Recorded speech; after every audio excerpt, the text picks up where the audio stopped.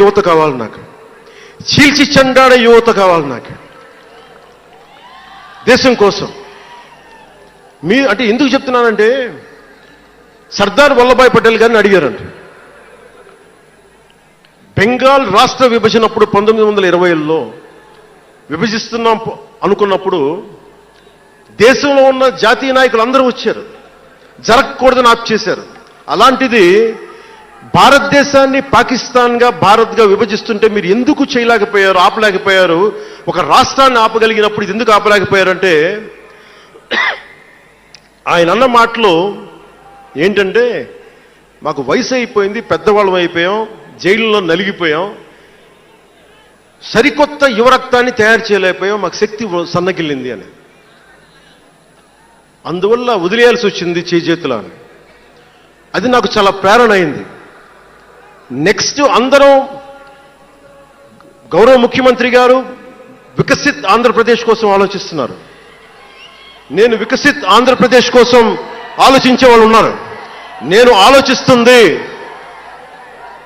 భవిష్యత్తుని నిర్మించగలిగే యువ నాయకత్వం. ఈరోజు ఒక్కరు తలుచుకుంటే ఎంతమంది ఎమ్మెల్యేలు వచ్చారో చూడండి. ఫస్ట్ టైం ఎమ్మెల్యేలు ఎంతమంది ఉన్నారు. అలాంటిది మీ నుంచి ఊరికి 100 మంది నాయకుల్ని తయారు చేయాలి. రాష్ట్రం నుంచి జాతీయ స్థాయిలోకి వెళ్ళగలిగే 100 మంది నాయకుల్ని తయారు చేయగలగాలి. అదే నా లక్ష్యం, నా స్వప్నం 2047కి. అంటే ఎలా ఉండాలి అంటే, విదేశాలకి వెళ్లాల్సిన అవసరం రాకూడదు. ఇంక మన దేశానికి మనం వీసాలు డినైల్ చేసేంత స్థాయి భారతదేశంలో ఉండాలి అంటే, దేశాన్ని సమాజాన్ని నడిపే నాయకులు మీలో నుంచే పుట్టాలి. నేను చేస్తాను దానికి ప్రోగ్రామ్స్. ఈ రోజున వేదిక పైన ఉన్న స్పోక్స్ పర్సన్స్ అందరూ ఎలా వచ్చారనుకుంటున్నారు మీరు?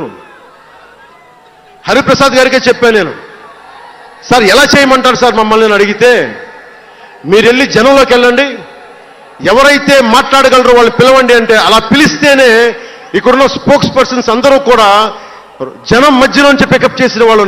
అలా తయారు చేశాం, పార్టీ నిర్మాణాన్ని అలా చేశాం. నా కోరిక ఆంధ్రప్రదేశ్ తెలంగాణ నుంచి దేశాన్ని ప్రభావితం చేసే 100 మంది యువ నాయకుల్ని, మహిళలు కావచ్చు, యువకులు కావచ్చు, అదే నా లక్ష్యం. దానికోసం పనిచేద్దాం మనందరం.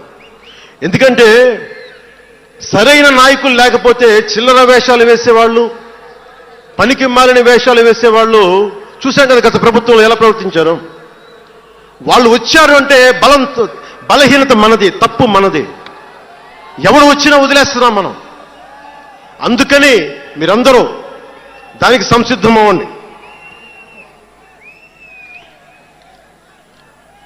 ఇంకొక మాట వాళ్ళు మాట్లాడింది ఇందాక ఆ ఇంగ్లీష్ పత్రికలో, ఒకటి చెగువేరా గురించి మాట్లాడారు, దానికి సమాధానం చెప్పాను. ఇంకోటి ఏమంటారంటే, Pawan Kalyan has suddenly become a Hindu defender, a Sanatani defender అని. Do have to become a defender for Sanatana Dharma? It is within my blood. I don't have to prove it. ఈరోజు today maybe you might be seeing it today. Always I had it in my blood.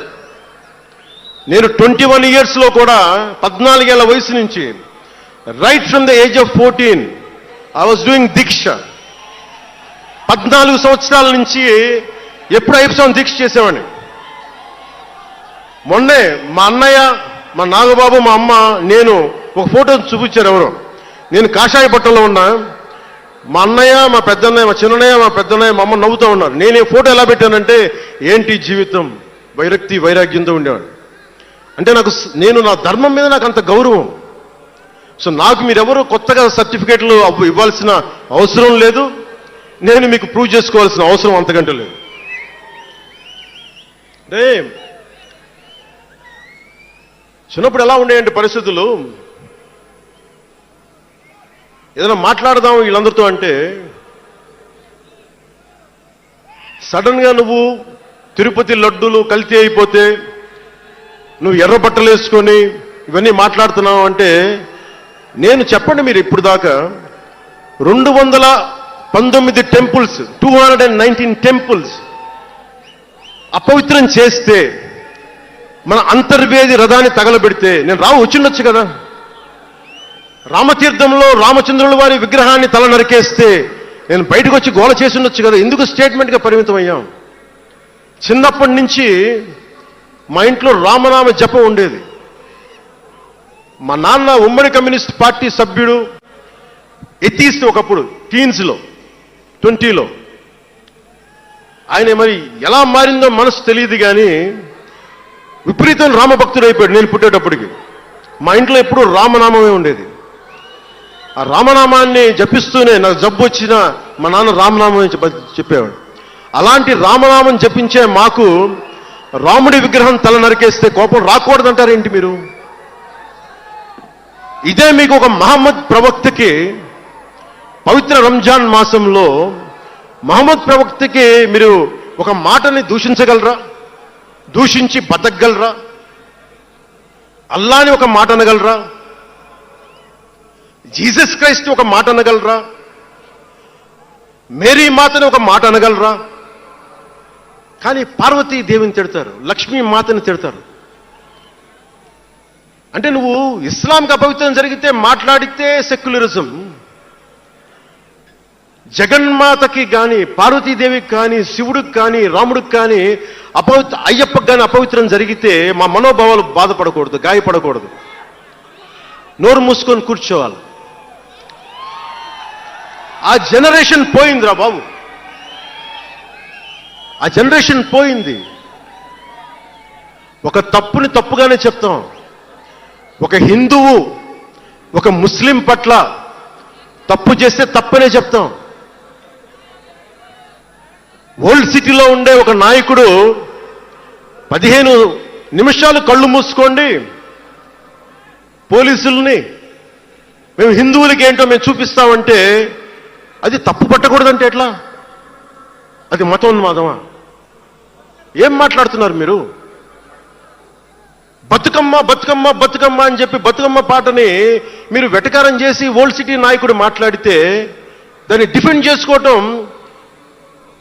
Hindu అహంకారం అంటే నేను ఏం చెప్పను? నేను అంటే అల్లాహకు ఒక న్యాయం, మహమ్మద్కి ఒక న్యాయం, అమ్మవారికి ఇంకో న్యాయమా? అలా కుదరదు బాబు. ఈ ధర్మం అందరికీ సమాన అవకాశం ఇచ్చింది. సనాతన ధర్మం ఉండబట్టే విజయనగర రాజులు మస్జిద్ కట్టించారు.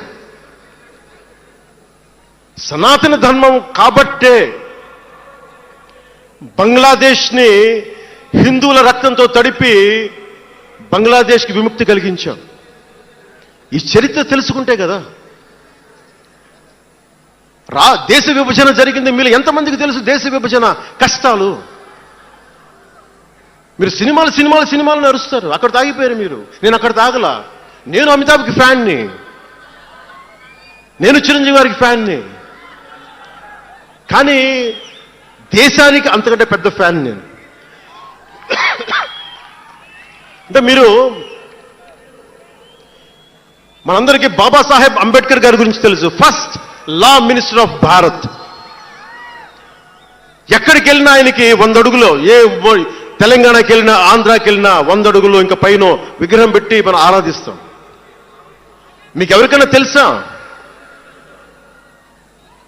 అంటే సనాతన ధర్మాన్ని తిడతా ఉంటారు. మీకు ఎవరికైనా తెలుసా?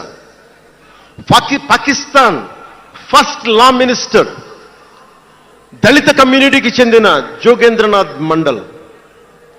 ఆయన పేరు ఎప్పుడైనా విన్నారా? ఎంతమంది వినుంటారు? ఆయన ఏ పరిస్థితిలో చచ్చిపోయారో తెలుసా?